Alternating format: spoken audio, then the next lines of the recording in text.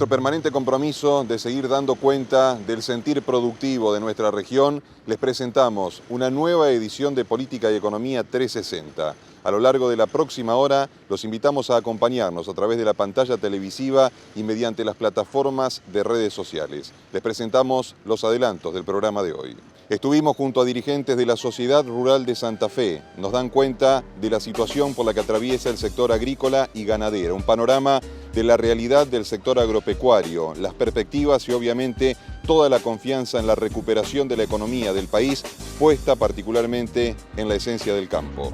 Les vamos a contar acerca de los resultados obtenidos de un trabajo de investigación realizado por la Facultad de Ingeniería Química de la Universidad Nacional del Litoral en conjunto con una empresa radicada en la ciudad de San Javier.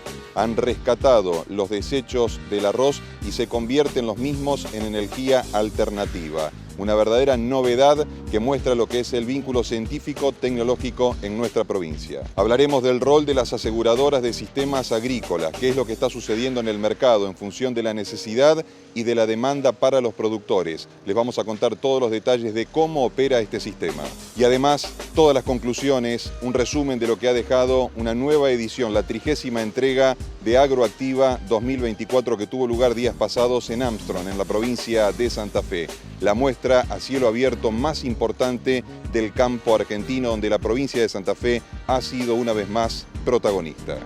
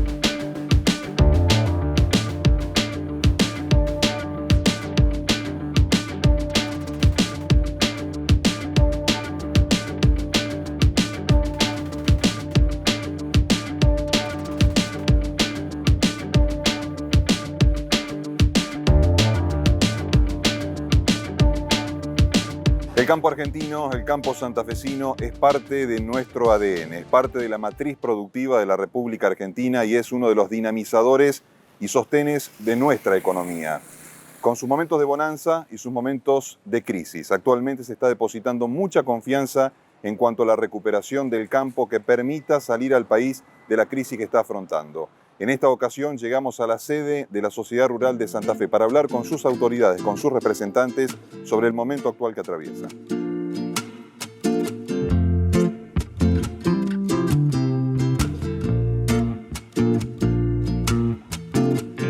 El campo en este momento, si vamos a hablar en términos generales, estamos atravesando un momento sin dudas crítico por cuestiones climáticas y por toda una política que ha venido de arrastre hasta el cambio de este gobierno, que nos ha perjudicado mucho. Tenemos una esperanza puesta en esta nueva etapa que comenzó en diciembre del año pasado. Por lo menos ahora se nos escucha, se nos da un lugar, no se ningunean nuestros problemas como lamentablemente pasó con el gobierno kirchnerista anterior.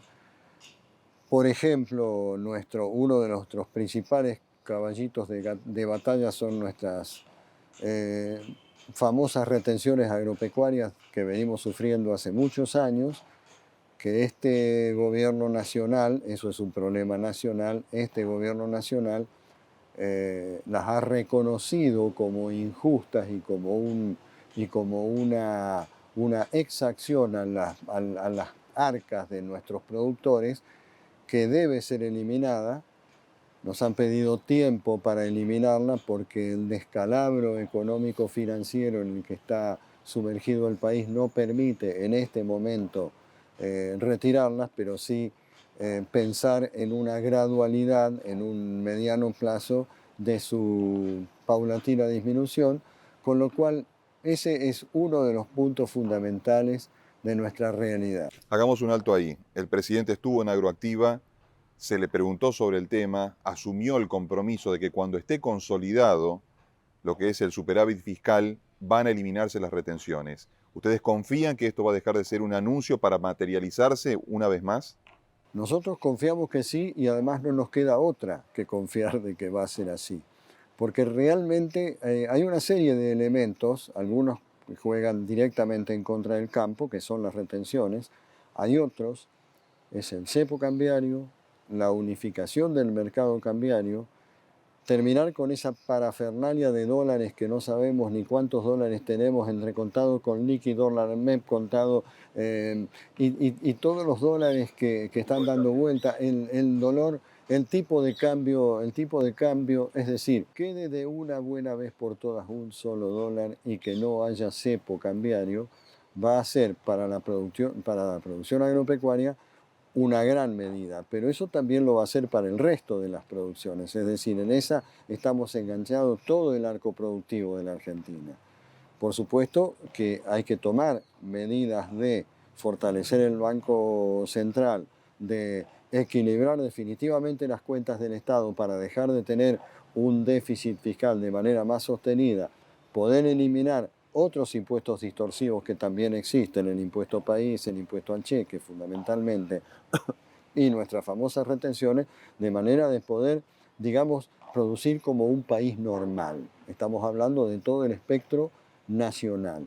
Tenemos la esperanza de que así sea porque hay una ideología que acompaña a ese cambio, con lo cual es muy esperable que si no fracasa este plan, ojalá que no, los argentinos dentro de un tiempo podamos estar verdaderamente viviendo en un país diferente. Ricardo, en el plano local, regional, ¿qué es lo que está pasando con la tasa rural? ¿Hay situaciones de abuso? ¿Hay exceso por algunas administraciones comunales? ¿Cómo se está analizando este tema puntual? Sí, la tasa comunal, la llamada tasa, la que siempre se llamó tasa por hectárea y hoy se llama tasa general de inmuebles rurales, tiene unas distorsiones importantes que estamos tratando de corregir. Hay un proyecto de ley presentado en diputados de la provincia que vamos a apoyar. Yo vengo de una reunión de CARFE en la que nos hemos comprometido a apoyar desde todas las rurales y como CARFE a este proyecto que es del grupo de diputados de Amalia Granata y en el cual vamos a empezar a trabajar. Es un proyecto mejorable porque contempla algunos aspectos, pero en comisiones esperamos poder verdaderamente avanzar sobre otras distorsiones que tiene esa tasa. El gobierno de la provincia hace mucho hincapié en la fortaleza del campo, en la matriz productiva de la provincia de Santa Fe. ¿Hay una buena sintonía del Ejecutivo provincial con las instituciones, como en el caso de la rural? Sí, nosotros tenemos sintonía, pero también somos conscientes de la enormidad de temas que se están abordando todos juntos y de las demoras que están provocando. Imagínense que yo soy presidente de nuestra rural de Santa Fe porque ocupé como vicepresidente primero el cargo que ostentaba Ignacio Mantras, hoy secretario de Agricultura y Ganadería de la provincia. Así que más sintonía que esta no podemos tener, pero estamos viendo que se ralentizan un montón de soluciones, tal vez uno porque es demasiado ansioso y es demasiado poco tiempo, no porque falta trabajo, porque al trabajo de todo el equipo del Ministerio de la Producción lo estamos viendo todos los días, pero es complejo llegar a ver soluciones, a ver resultados. Pero armonía y sintonía del trabajo, absolutamente sí.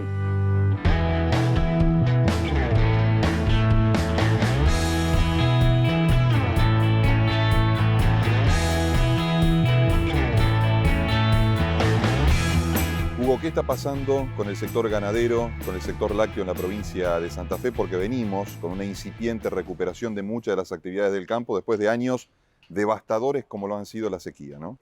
La sequía nos golpeó muy feo y sobre todo a los campos marginales, o los departamentos más nuestros que son los del norte, Vera, General Obligado, etcétera, donde el problema era que no había agua.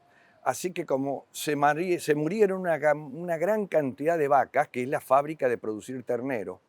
Entonces todo eso contribuyó también a una caída, si se quiere, del parte de la cantidad de hacienda que tenemos en la provincia, sobre todo porque fue una sequía que avanzó por otras, pero la nuestra fue una de las principales. Eso, por ahí, uno dice, no hay mal que por bien no venga. ¿Por qué? Porque con esta baja de consumo per cápita que tenemos con la carne, y con los 14 o 15 millones de terneros que estábamos produciendo, Se logra un equilibrio. nos damos un equilibrio. Bueno, lamentablemente el campo se maneja un poco con esa forma que es la que los afecta en las distintas crisis o los distintos momentos que le toca a la producción. Después, fíjate que a raíz de las afectaciones que tenemos en este caso es por la inundación, ha salido ahora unos contratos para la carne porcina que también venía picando mal, con unos contratos al Uruguay a raíz de las inundaciones que ha tenido Brasil. Así que empresas como Paladini, La Piamontesa y otras más que en este momento no me acuerdo, se le han hecho ya unos contratos para embarcar carne al Uruguay. O sea que de alguna manera el sector se está defendiendo. Y el sector cárnico también. China nos sigue comprando. Y hay alguna medida que es muy buena. En Venado Tuerto se vuelve a abrir un frigorífico Swiss donde ya ha contratado a 100 obreros. O sea que eso es bueno. Si eso se produce es porque se está viendo como el futuro cárnico con posibilidades y futuro. Hay señales, indudablemente. Las señales que espera el gobierno, que está aguardando la liquidación del campo para lo que es el volumen de exportación y hacerse de los dólares que necesita. ¿El campo está esperando señales también? ¿Está buscando posicionamiento de precios? El campo está esperando posicionamiento de precios porque, como bien lo dijiste vos, con todos estos malos años que se ha tenido, se le han resentido los bolsillos a los productores, sin lugar a dudas.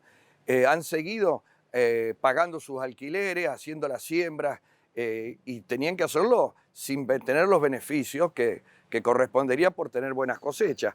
Así que yo creo que sí, que el campo, por eso son muchas veces las insinuaciones que a veces un poco se transgiversan, cuando el presidente habló los otros días en la Sociedad Rural Argentina, también habló como que qué estaban esperando, un aumento del dólar o en fin los exportadores, pero yo creo que más tarde que temprano se va a alargar ya este precio porque la gente tiene que vender. Ahora hay que sembrar el trigo y la siembra de trigo es una siembra también es cara. Acá hay que importar. Una de las cosas que quería decirles también, que el impuesto país es un impuesto que nos perjudica muchísimo, un impuesto carísimo, el 17,5. Es un impuesto que nosotros, los productores, tenemos que importar los fertilizantes, como los fertilizantes, los herbicidas, todo lo que relaciona para poder hacer una buena siembra. Y lo tenemos que pagar en dólares. O sea que los números no están dando realmente y la situación vos la verás que a partir de la recomposición es lenta. Se está haciendo.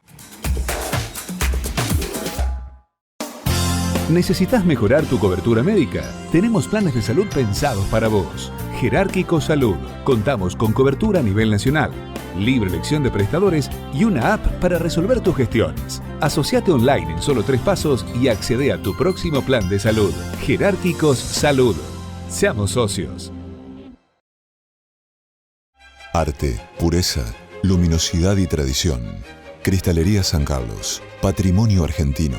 San Martín 1646. San Carlos Centro. 03404 420 360. www.sancarlos.com.ar. Cristalería San Carlos es el nombre del cristal.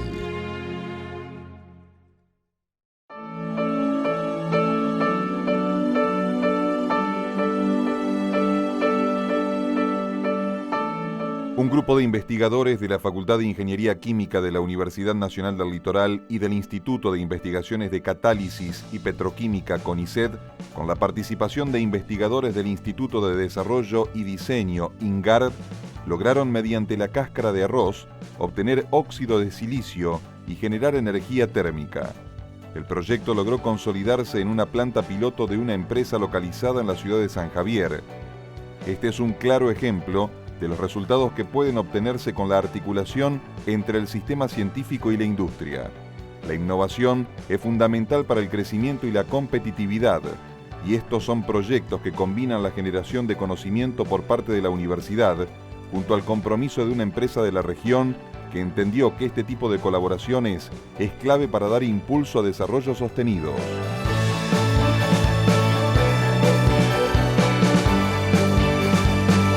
Este es un proyecto que, como vos lo estás diciendo, para ponerlo en otras palabras, tiene que ver mucho con el origen de la facultad. La facultad tiene su origen hace ya más de 100 años, son 105 años que vamos a cumplir ahora, con el aprovechamiento, darle valor a productos que en este caso son desechos agroindustriales, ¿sí? En este caso la cáscara de arroz es básicamente un desecho, se utiliza como alimento de ganado en una parte, pero la mayor parte de ella queda sin una utilidad. Lo que tiene la cáscara de arroz en particular es que tiene aproximadamente un 20% de óxido de silicio, lo que se llama sílice, o le decimos sílice. Entonces, lo que se encontró a raíz del interés de una empresa que es Riciera, que está en San Javier, que tiene a 2 graduados de la Universidad Nacional del Litoral dirigiendo la misma, uno que es ingeniero químico, el otro que es contador. Ellos se acercan o se los contacta, digamos, con este proyecto, y ellos se acercan también a la universidad pensando qué es lo que pueden hacer con este desecho. Y lo que se encuentra, es que justamente tenía un 20% de este compuesto, de este óxido de silicio. Es un mineral, ¿verdad? Es un mineral, esa parte es un mineral. Entonces, básicamente, el proyecto lo que consiste es que esa cáscara se quema, eso genera una energía, esa energía en realidad se utiliza dentro del mismo proceso. O sea, no es energía que en principio esté pensada como que, por lo menos en la etapa de la investigación, no está pensada como que va a haber un exceso, sino que esa misma energía se utiliza para quemar la cáscara. Y bueno, y tiene una cantidad que es muy importante en peso de óxido de silicio. Eso tiene un óxido de silicio que es de alta pureza. A ver, quizás convenga que explique un poco qué es el óxido de silicio, ¿no? O sea, el óxido de silicio es básicamente lo que uno diría arena, ¿sí? O un vidrio, básicamente. Son distintas formas de verlo. Hay muchas formas de verlo el óxido de silicio. En general, el óxido de silicio, cuando está puro, no tiene el color que tiene la arena, que es de color, por lo general, amarillenta, digamos, que eso es porque contiene, lo más frecuentemente es hierro, digamos, y ahí se debe ese color amarillo. Al no tener impurezas es totalmente transparente, que uno la ve como un polvo y la ve blanca. Y ese óxido de silicio, que tiene esa característica de tener alta pureza, se puede utilizar para cantidad de aplicaciones, que pueden ser desde farmacológicas hasta la industria alimenticia, o incluso para fabricar, por ejemplo, fibras ópticas. Fibras ópticas es como un cable que en lugar de transmitir electricidad, lo que transmite es luz. Bueno, hablamos de una experiencia inédita, obviamente. Estamos en el proceso de introducción del proyecto en sí, pensando en una planta piloto. Digo, ¿cómo es lograr el financiamiento y la apoyatura económica para lograr consolidar lo que es la articulación entre lo público y lo privado? A ver, en realidad lo que hay son subsidios. O sea, uno lo que normalmente se hace es las empresas pueden tener interés, ellas pueden aportar el dinero. O sea, los mecanismos que tenemos de asociatividad son, uno que es el clásico, son servicios a terceros, que es la empresa tiene un interés en particular, contacta a un grupo. En general lo hacen el contacto ya teniendo alguna idea de qué personas están trabajando dentro del área en la que ellos puede interesarle, o si no también lo hacen a través de la universidad, de la Oficina de Transferencia de Resultados de la Investigación, que se llama CETRI en nuestra universidad, o a veces directamente a las áreas de vinculación de cada facultad. Entonces, ellos hacen el contacto y en ese caso, si se quiere desarrollar algo en particular, lo que se hace es un servicio. Ese servicio está enmarcado dentro de la normativa de la universidad. La empresa paga lo que se ha presupuestado para llevar adelante ese estudio. Pero a veces esos estudios son más arriesgados, requieren ciertas inversiones que las empresas no tienen ese dinero o quieren explorar, digamos, si eso realmente va a ser redituable o no. Y hay para eso otros mecanismos, que son financiamientos a nivel nacional y a nivel provincial. En este caso lo tuvimos a nivel provincial, digamos, este financiamiento, sobre todo ahora para el escalado, que es la segunda etapa que también hemos tenido. Estamos trabajando desde el 2020 con la empresa para poder llevar adelante el proyecto. Entonces eso es dinero que en general viene por parte del Estado, en este caso provincial o nacional, digamos, estoy hablando en un marco más general, que permite llevar adelante estos proyectos. Y hay de distintos tipos, financiamientos a nivel nacional, hay aportes no reintegrables o no reembolsables, es decir, es dinero que se otorga y no hay que devolver ese dinero, y otros proyectos donde parte de ese dinero va en forma de crédito a las empresas, y las empresas lo tienen que devolver. Por supuesto que hay requisitos también que cumplir. En este caso, estos proyectos no requieren una devolución, pero sí una contraprestación. O sea, bueno, se tiene que lograr un acuerdo con la empresa qué es lo que se va a hacer y cómo se va a hacer, cómo se va a llevar adelante.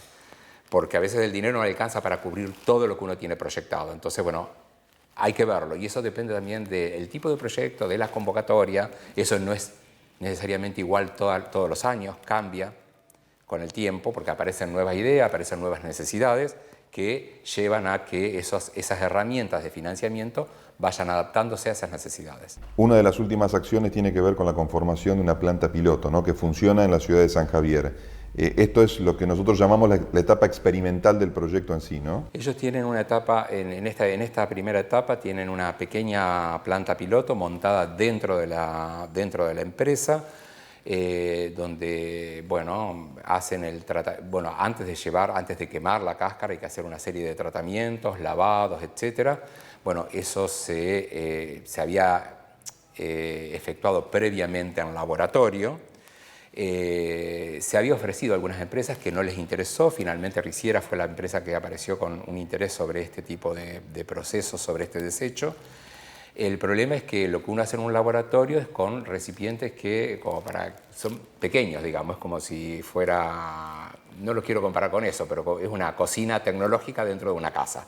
O sea, en general son cosas pequeñas. Después eso hay que escalarlo. ¿Por qué? Porque los volúmenes con los que hay que manejarse son de otra magnitud y los procesos no responden igual en pequeña escala que en grandes escalas en términos generales. Entonces, como que hay que ajustar parámetros. Concentración de las soluciones, relaciones, por ejemplo, en si vamos a hacer un lavado entre el líquido y el sólido, el tamaño o el diseño en los recipientes donde se hacen estos procesos. En algunos casos serán reactores, en otros casos son recipientes donde se hacen a lo mejor nada más que un lavado, pero bueno, que es una operación básicamente. Entonces, eso hay que adecuarlo. Para eso, en general, hay que hacer un escalado. Y el escalado no necesariamente es uno. Puede haber más de un tipo de escalado porque depende de qué volúmenes estemos hablando. Entonces, uno pasa primero de una escala, luego multiplica eso por un factor que lo tiene que aprender. Muchas veces lo tiene que aprender. Si no hay datos en la bibliografía o experiencia previa respecto de eso, bueno, hay que usar algún criterio de tipo experimental que lo ayude a resolverlo. Por dar un ejemplo, uno trabaja en un volumen que es 1 y en la planta piloto hay que trabajar con un volumen que es 10 veces más grande. Pero si después el escalado necesita irse a valores más grandes, a lo mejor hay que multiplicarlo otra vez por 10. Todo eso depende de la situación que se esté analizando. Y en este caso estamos en la primera etapa, digamos, ¿no?, que tiene que ver con que, bueno, ya se sabe cómo dejar en condiciones la cáscara para realizar el quemado posterior. Se está trabajando con el quemado, pero por ejemplo, para estudiar el quemado y la parte energética que está involucrada, que es la otra parte que es muy importante, porque si yo tengo que quemar y tengo que gastar energía para quemar esa cáscara, para obtener el producto, a lo mejor el dinero que gasto en la energía es mayor que el producto que me está dando, que es la sílice. En este caso, el horno que están utilizando es eléctrico, por ejemplo. Recuerden que en San Javier, por ejemplo, no hay gas.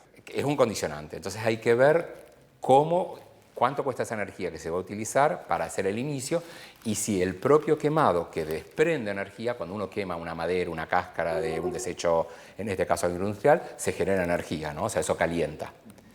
Entonces ese calor se aprovecha dentro del proceso para seguir quemando. Entonces hay que pensar también cómo si uno lo hace, por ejemplo, en forma batch sería discontinua, lo hace por camadas, o puede hacer un proceso que sea continuo. Todo eso es parte de ese proceso, sí, es un proceso de aprendizaje que se va haciendo dentro de la planta. Aprendizaje que tiene, obviamente, usar las herramientas tecnológicas, científicas, de modelado que tenemos, pero que hay que adaptarla a esa empresa o a ese proceso en particular.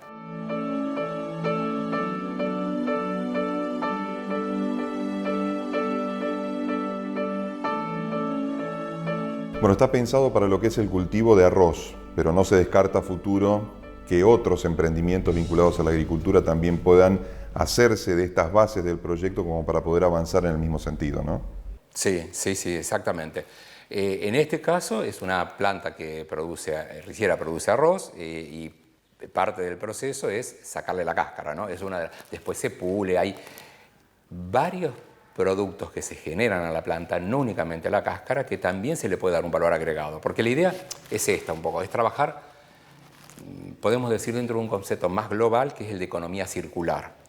Economía circular significa, que está muy en los medios ahora dando vuelta, significa que uno cuando diseña un proceso para llegar a este producto, aprovecha todo lo que está en el circuito, ¿sí? Y trata de cerrarlo lo mejor posible. ¿Por qué? Porque eso económicamente es más rentable, pero además el proceso termina siendo más sustentable y termina siendo más benigno con el medio ambiente. Es decir, se empiezan a cumplir varios requisitos que antes era una cuestión que básicamente no se miraba porque abundaban los recursos quizás, o no sé, pero no era algo que se tuviera en cuenta en todos los procesos.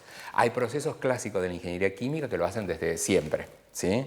Porque saben que necesitan usarlo porque si no, no pueden cerrar esos ciclos, ¿sí? Ahora esto se está aplicando en muchas áreas. Y ese es una empresa que trabaja con el cultivo del arroz, ¿no? O sea, producen arroz, tenemos la cáscara, pero de desechos agroindustriales hay cantidades, infinidad de desechos. Uno es, por ejemplo, descarte de zanahoria. La zanahoria que se produce también en la zona costera de acá de la provincia genera una cantidad de descarte, un porcentaje que es muy alto, está cercano al 40%. Parte se utiliza para alimentar ganado, pero eso no alcanza. Digamos, y sobra, no alcanza para consumir todo el desecho. Sobran cantidades de toneladas de zanahoria. Por supuesto que eso es por épocas del año, no todo el año se está produciendo, habrá épocas y demás. Y con esa zanahoria nosotros encontramos que lo que se podía extraer eran carotenos, que es el colorante, y por otro lado la fibra. La fibra es lo más crítico a la hora de cerrar económicamente el proceso, y eso se hizo con la empresa Walmart, y que se ha asociado con otra empresa y ahora forman una nueva empresa que van a comercializar la fibra. O sea, es un proceso que ya está en funcionamiento. Se trabajó a escala laboratorio, se pasó a escala piloto, se montó la planta que está en Santa Rosa, es otro proceso. O, por ejemplo, utilizar no desechos, productos que vienen de la agroindustria, por ejemplo, aceite de soja, y bueno, se hace un proceso que se llama hidrogenación y usarla para los transformadores de electricidad. Ese es un proceso que está desarrollado, no tiene un adoptante todavía, pero que es la ventaja que tiene es que es un aceite totalmente biodegradable, ¿sí? Y reemplaza las actuales que son las minerales, las que se estarían utilizando ahora. Para finalizar, Adrián, hablemos en el corto plazo de los próximos pasos que se van a dar dentro de este proyecto puntualmente. Para lo que sería cáscara de arroz, es toda la parte que te decía que tiene que ver con energía, o sea, ver cómo cierra este ciclo, digamos, de la energía dentro del proceso, y obviamente que sería deseable que haya un excedente. Si hay un excedente se puede utilizar o para otra parte de otro proceso dentro de la misma planta, ¿sí? Y eso sería lo que está incluso aprobado en un proyecto que nos van a financiar para desarrollar en el corto plazo e ir cerrando el conjunto, el paquete. Así es Hola Doctor, el servicio de videoconsultas médicas de OSPAT. Desde tu casa, cuando estás de vacaciones o desde donde sea, las 24 horas llevas un médico con vos. Ágil y simple. Mutual del Club Central San Carlos. Ayudas económicas, tarjeta central, plazos fijos, caja de ahorro. Obra social, Sancor Salud. Los esperamos en Rivadavia 680, San Carlos Centro.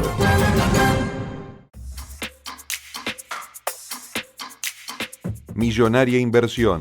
La empresa Paladini en Villa Gobernador Galvez anunció inversiones por $21 millones para la construcción de una nueva planta de cocidos, la ampliación de su planta de salchichas Viena y la ampliación de su expedición en su predio industrial.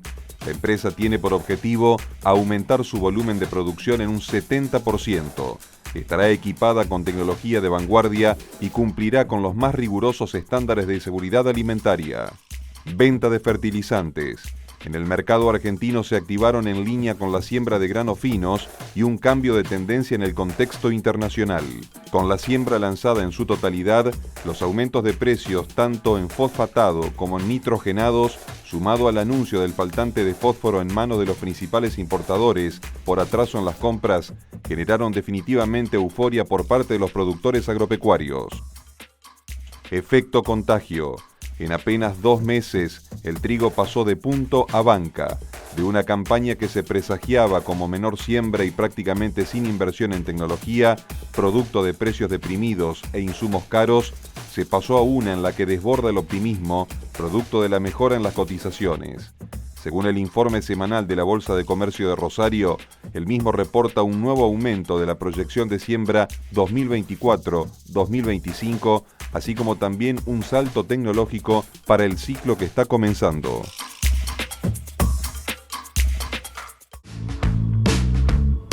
Los riesgos climáticos repercuten desfavorablemente en el productor agrícola regional, generando problemas económicos y sociales en zonas involucradas. El seguro corrige en buena medida esta problemática.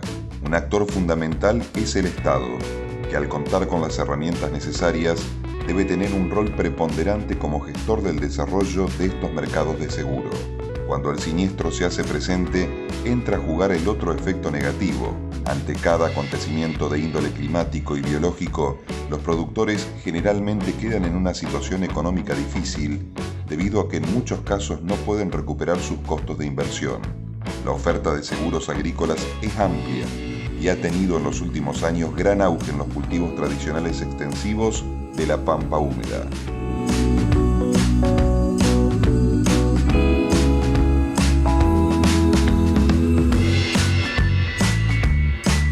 El seguro agrícola, bien como vos decís, en una época hace muchos años atrás, el productor lo consideraba como un gasto. Hoy ya lo tiene asumido como una parte más de lo que es el costo de siembra y de cosecha. En la Argentina todavía estamos muy rezagados con respecto a otras partes del mundo a lo que es relacionado al tema de coberturas. En la Argentina la cobertura tradicional son los daños que afecten a los cultivos por granizo, con adicionales de viento o helada, de acuerdo el tipo de los cultivos. A lo que nosotros denominamos la cobertura básica de granizo se le ha adicionado el incendio y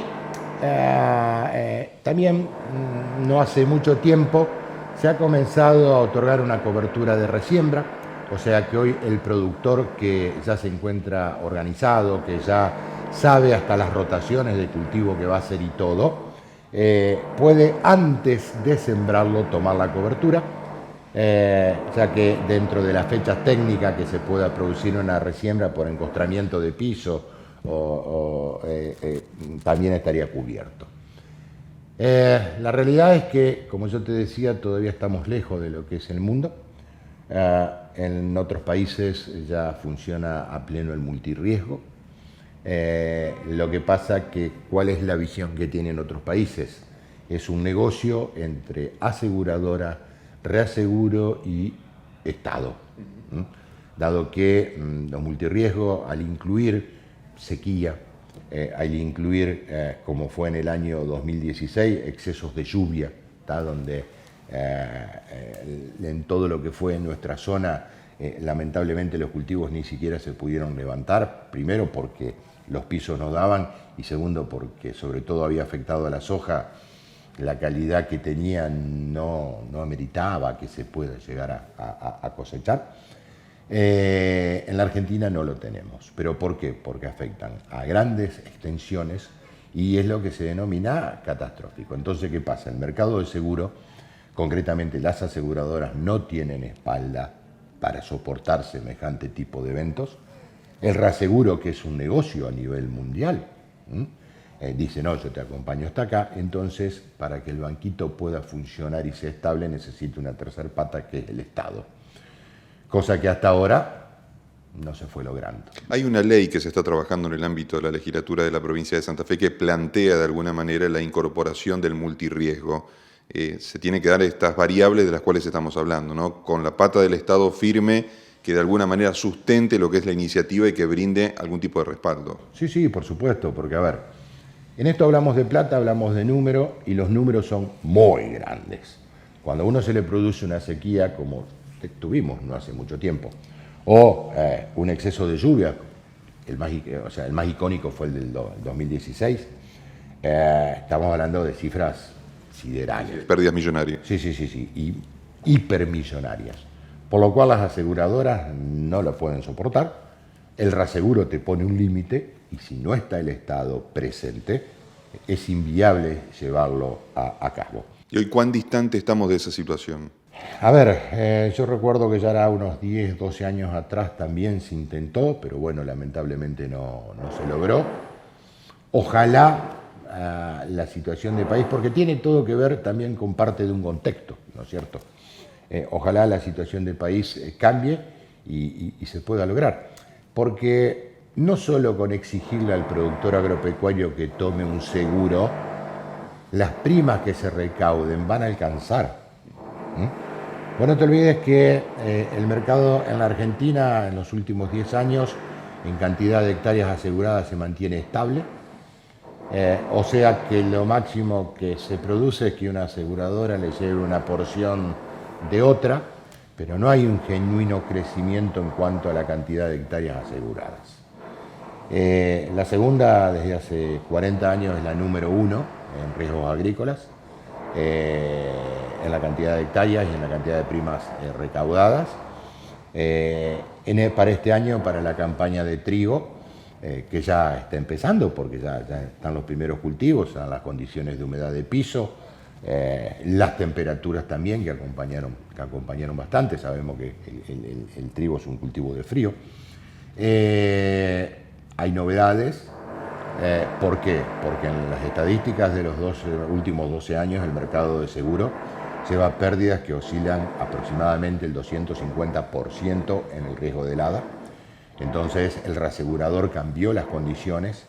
Es más, el reasegurador hasta achicó la cantidad de hectáreas para el adicional de helada que le da a cada aseguradora, en virtud de que son riesgos que los mismos reaseguros quieren ir excluyendo a nivel mundial.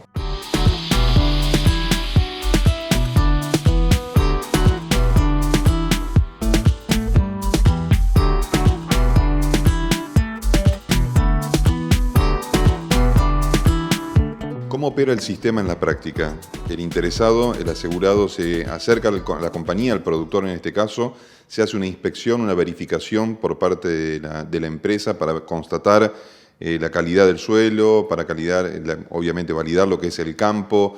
¿Cómo se traduce esto en la práctica a la hora de poder brindar la cobertura? No, a ver, hoy es mucho más sencillo que eso porque están todas las herramientas tecnológicas disponibles. Hoy cualquier productor agropecuario tiene las coordenadas de los lotes sembrados, entonces simplemente se acerca a cualquier agente productor de la segunda seguros y ellos en el acto le van a entregar una cotización con las diferentes variables que hay de cobertura para que pueda optar. Lo único que se necesita es más o menos, el productor tiene muy en claro un rinde estimado para otorgar hasta cuántos quintales de suma asegurada. Y después con la fecha de siembra y la geolocalización automáticamente se otorga la cotización y la cobertura también en el caso de querer contratarla. Bien. ¿Hablamos únicamente de cultivos o también se hace extensivo lo que es todo lo que es maquinaria agrícola? No, las maquinarias agrícolas van por otro tipo de cobertura, que es por la cobertura tradicional de automotores, donde nosotros tenemos pólizas que se adaptan a la necesidad del productor, ya que no solo es la tradicional cobertura contra terceros, también tenemos para poder adicionarle las coberturas de robo e incendio a las máquinas, a los tractores. Así que hoy está todo disponible como para que el productor se pueda encontrar realmente bien protegido ante el inicio, durante y hasta el fin de la campaña.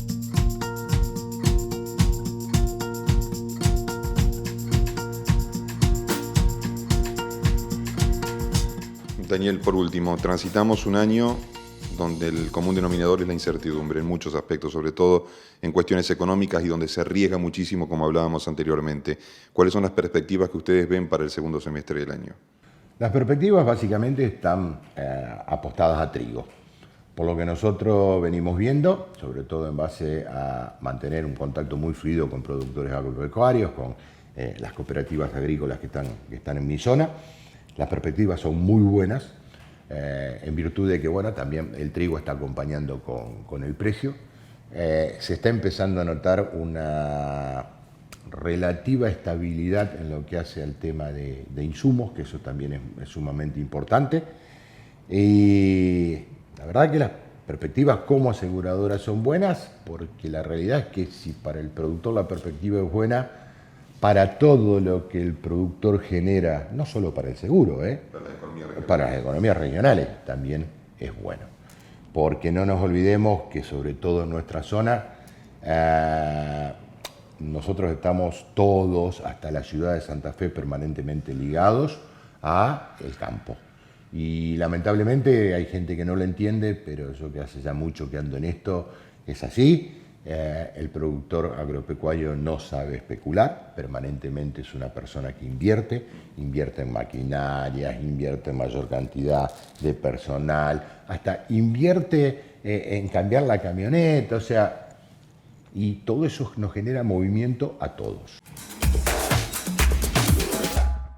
Somos el plan de salud que más eligen todos los santafesinos, porque te garantizamos una cobertura de calidad y sin cortes. Grupo familiar 4 personas, 97.700 pesos. Individual, 30.500 pesos. Plan de salud del Sanatorio Santa Fe. Asociate ingresando a nuestra web, sanatoriosantafe.com. Plásticos Bostico es una empresa dedicada a la fabricación de tubos de PVC para uso domiciliario, para infraestructura y agro. En su compromiso con el medio ambiente, ha desarrollado un nuevo producto con grandes porcentajes de material reciclado y con la calidad de siempre. Conocelos más en www.plasticosbostico.com.ar y en redes sociales.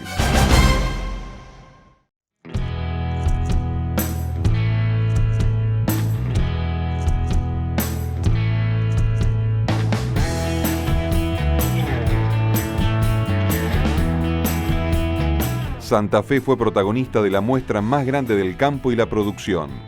La provincia contó con un stand con 14.000 metros cuadrados distribuidos en 6 lotes, en lo que se dispuso una carpa institucional en donde se promocionaron los programas provinciales. El gobernador de la provincia, Maximiliano Puyaro, destacó que para que el país mejore, tiene que mejorar el sistema productivo. Desde el campo, vamos a sacar al país adelante.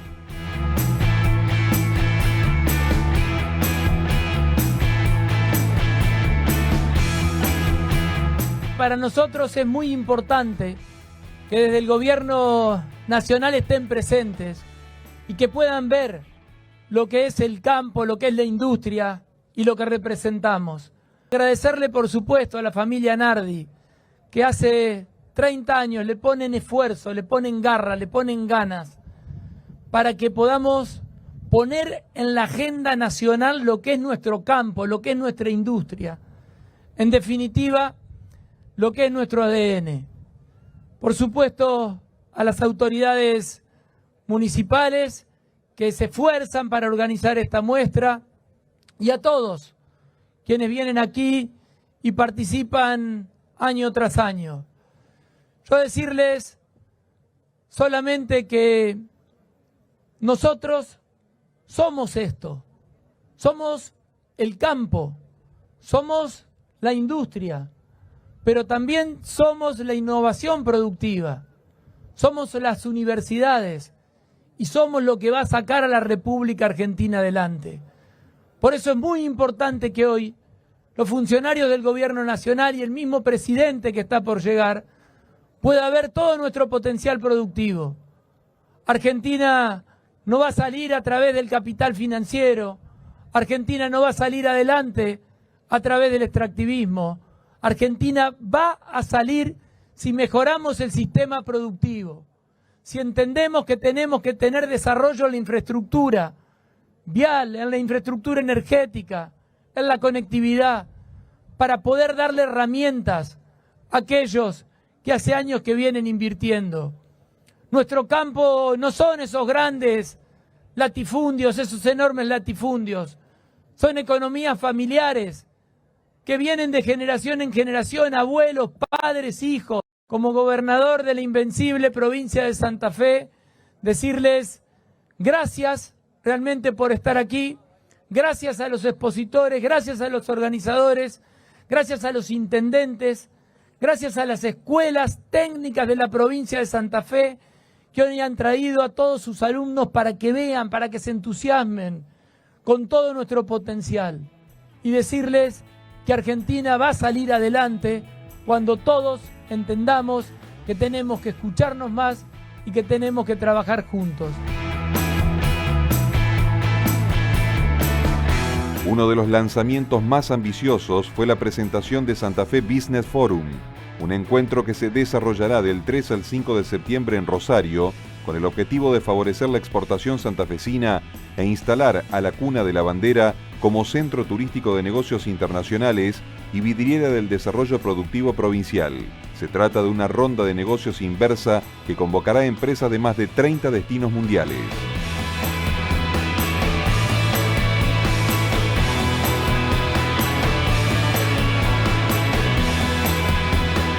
En esta oportunidad lo que le queremos presentar es el Santa Fe Business Forum. Es la primera vez que se hace un evento de esta magnitud en la República Argentina. Vamos a traer 200 compradores internacionales de más de 30 destinos. Esto no fue elegido al azar, nosotros trabajamos permanentemente codo a codo con el sector privado, a quienes les pedimos que validaran en nuestras mesas sectoriales aquellos destinos en wishlist, listas de deseo, de dónde querían ellos que vengan los potenciales compradores. Así fue que junto con la Cancillería, la Agencia Argentina de Inversiones y Comercio Internacional, empezamos ya hace unos meses a detectar a estos compradores. Lo más importante en el comercio internacional es la confianza. No es lo mismo enviar una muestra a que ellos vengan acá y hagan todo un circuito productivo que también estamos organizando para que tengan esa oferta. Entonces, en sus aplicaciones, los empresarios de los países que vengan van a tener oferta, por supuesto, turística de los destinos, en este caso de la ciudad que sería como host del evento, pero también de cada una de las regiones y delegaciones de cómo está organizada nuestra provincia.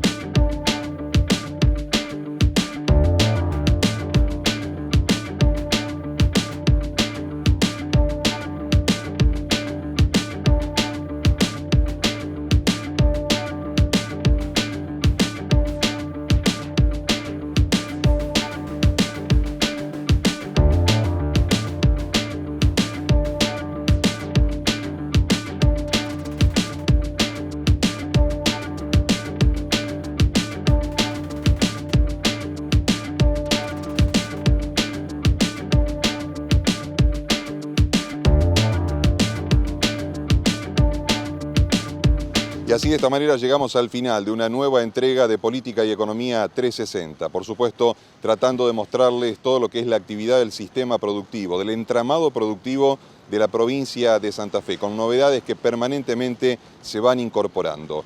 Les deseamos que tengan una buena semana, los invitamos a acompañarnos dentro de 7 días, como siempre, a través de nuestra pantalla televisiva y mediante las distintas plataformas de redes sociales. Ha sido un gusto.